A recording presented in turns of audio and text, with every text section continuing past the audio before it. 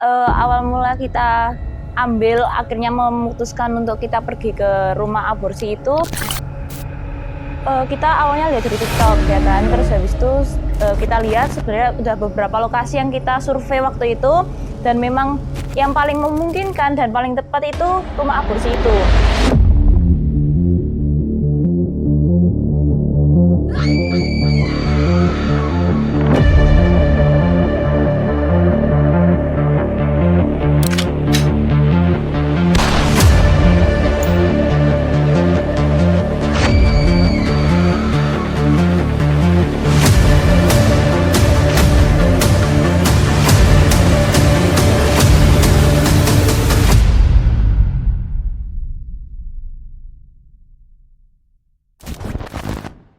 Oke guys, kembali lagi bersama kita di Blind Zone.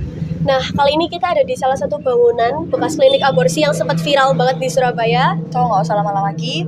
Sit down and silent please. Oke guys, kita langsung aja masuk ke gedungnya. Mari kita lihat langsung. Jadi di sini tuh udah dipakai untuk tempat bangunan gitu, jadi gudang guys. Udah dibangun sejak tahun 2017, itu udah dibeli jadi bangunan kayak gini. Jadi udah bukan hak milik orang awal ya guys ya, dari orang yang klinik aborsi tadi. Jadi bangunannya udah berubah, yang awalnya tuh memang kayak klinik biasa, tapi sekarang jadi benar-benar seperti gudang dan ruang tertutup. Nah, di sini itu bangunannya itu ada 2 tempat yang nggak dirubah sama sekali. Itu ada di bawah tangga sini, di bagian sini sama sebelah sini. Yang katanya di bawah tangga sendiri sih masih ada janin-janin yang sempat dibuang sama orang tuanya itu sih. Diperkirain dari tahun 2008 sampai 2011 itu ada sekitar 2000 janin di bawah sini. Jadi nggak semuanya bakal diambil. Jadi masih ada sisa-sisa. Cuman kita nggak bisa lihat karena sudah tertutup dan bangunan baru di tahun 2017 tersebut. Gitu. Ini bisa dilihatin sih teman-teman. Dan teman-teman bisa lihat seperti apa sekarang. Iya. Karena itu udah beda. Gitu. Ini itu dulunya praktek dokter siapa? Dokter Satu dokter rumah sakit dekat. Itu. Sempat ditangkap. Dulu pernah ditangkap. Iya, pernah ditangkap sekali. Iya. Terus habis itu dia tetap buka ya. Ditangkapnya itu tahun 2007 sampai tahun 2011 Lagi. dan stop.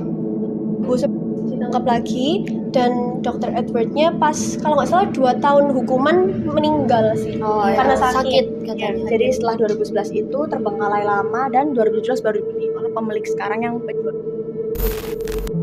Jadi teman-teman, kita ada kendala teknisnya. Sinyalnya hilang-hilangan. Video.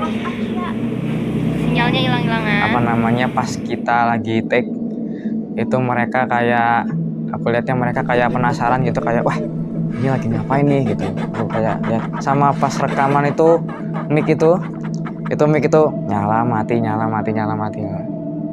Terus ya namanya anak kecil kan suka gangguin kan.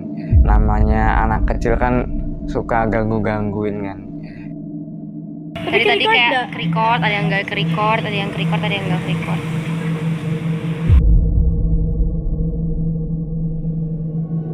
Nah, oke, sekarang kita mau ngobrol-ngobrol sedikit nih sama yang bapak yang kerja di sini. Kira-kira tahu nggak sejarahnya tentang bangunan ini? Boleh kenalan dulu Pak. Namanya siapa Pak?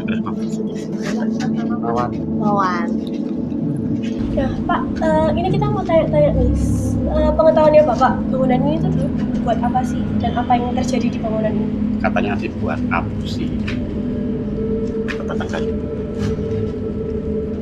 Itu dibeli oleh bos saya, dibuat gudang.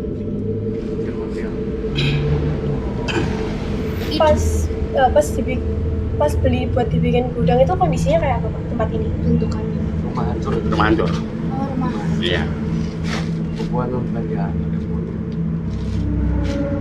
Tapi sempat waktu pertama kali dibeli itu masih ada kayak Ada. janinnya masih ada Pak. Berarti Itu terlihat ya Pak ya? Iya. Ya seperti kera kecil-kecil itu banyak. berarti waktu beli ya ikut bantu bersih-bersih juga. Iya. Gimana Pak rasanya? Kalau dulu sebelum didatangi orang, Itu kata orang-orang sebelah itu banyak anak kecil di sini. Anak-anak kecil banyak. Pernah diganggu saya. Kan anak kecil yang ganggu. Kayak main sepak bola kalau jam 12 malam. Di sini. Di sini, dalam sini. Kayak main bola itu. Kalau yang lihat cuma tetangga itu katanya lihat. Berarti anak kecil semua. Iya. Jadi nampak seperti ramai ada Iya. penghuninya padahal yang Iya. kosong ya. Kosong, ya, kosong. Tapi setelah ini Bapak kerja di sini udah berapa lama Pak? Setahunan di sini. Tempat di sini setahunan. Setahun juga. Ya hampir sama. Jadi awal-awal lebih banyak diganggunya Pak. Iya. Ya awal-awal. Dan sekarang sudah. Pernah lari dulu saya. Oh, lari. Iya. Kayak mau rubuh bangunan ini kok. Saking rame ya, itu ya? serasa rame banget. Iya. Makasih ya Kak. Iya. Terima kasih Pak. Jadi tadi kita udah habis ngobrol-ngobrol, terus Dan emang bener katanya sih bapak-bapaknya sendiri juga pernah diganggu gitu kan di sini. Ya. Ya, lebih ke pengenalan sih, lebih dia mau kenal siapa aja yang mau di sini karena Iya, kan mungkin mereka yang lebih dulu di sini gitu kan. Mungkin teman-teman sendiri yang di sini sama kru-kru di belakang apakah ada yang ngerasain apa gitu. sumuk sih, nggak tahu kayak di sini apa karena emang ruangannya Ada kipas tertutup ya, Bu, mungkin ya. ya. Ketutup Mungkin ya, antara ketutup. atau emang hawanya beda sama yang di luar, nggak tahu juga ya. Ya, mungkin waktu Tapi kelihatan aku, kelihatan banget. tapi waktu dengar ceritanya mungkin sempat kayak goosebumps Freezing sedikit. gitu ya. Nah, karena aborsi kan juga kesalahan dari orang tuanya kan, perbuatannya kan yang melakukan orang tuanya. Benar. Cuman yang harus direlakan dan Menanggung, dikorbankan benar iya. itu adalah janin-janinnya. Jadi ini kan korban-korban tidak bersalah yang harus menanggung orang tuanya gitu. Keputusan orang tua. Betul. Jadi mungkin ini teman-teman bisa lihat lebih dalam lagi, lebih dekat. Jadi ini Kira-kira ini yang tadi katanya tempat-tempat janin-janin. Iya. itu. Dan ini mungkin bisa iya lebih cuma maju kayak lagi. ditutup teman-teman. Iya, katanya sih di bawah situ. Bawahnya ini nggak masih dirubah ada sama sekali. janin-janinnya. Ini bisa Iya. dekat ke sini sih teman-teman bisa. Soalnya ini kan juga tertutup sama barang-barang bangunan. Ada macam-macam sih ini. Jadi memang niatnya memang ditutup gitu.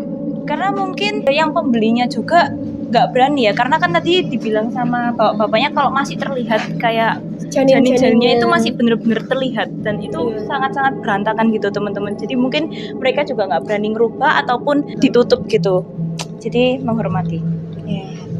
Tapi ya di spotlightnya di belakang itu tadi. Aku nggak expect sih ada kayak tempat apa kayak Ya.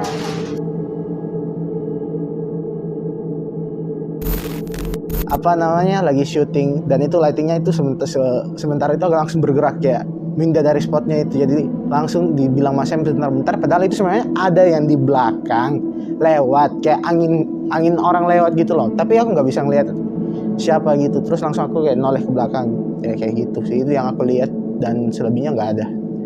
Tapi panas ya, hawanya di sana memang nggak terlalu bagus. Kita tuh kan masih di luar, berarti kan tempat terbuka ya. Tapi di situ udah kerasa panas banget, sumpek banget, berasa kayak lagi ditempelin banyak-banyak gitu kan. Makin masuk ke dalam itu makin kerasa pusingnya. Sampai dimana aku tuh kayak mikir, kayaknya bentar lagi pingsan deh gitu. Ternyata yang kita datengin itu nggak cuma salah satunya, tapi ada lagi klinik dokter Edward ini, ada juga yang di Jalan Bali kalau nggak salah, dan itu lebih besar kliniknya, kayak lebih berbentuk rumah kayak gitu. Dari yang kita baca itu setelah ditangkapnya dan dokter Edward itu meninggal pada tahun 2015 itu dia kan punya anak. Ternyata itu tuh dilanjutin sama anaknya. Jadi sempat dilanjutin sama anaknya setahun kalau nggak salah. Tapi kemudian habis itu anaknya ditangkap juga oleh kepolisian kayak gitu. Oke, jadi segitu aja video penelusuran kita kali ini. Dan mungkin teman-teman kalau ada rumahnya daerah sini atau cerita lain, Cerita tentang ini. Bisa komen. Bisa komen di bawah ya teman-teman. So, see you di next video. Bye. Thank you. See you.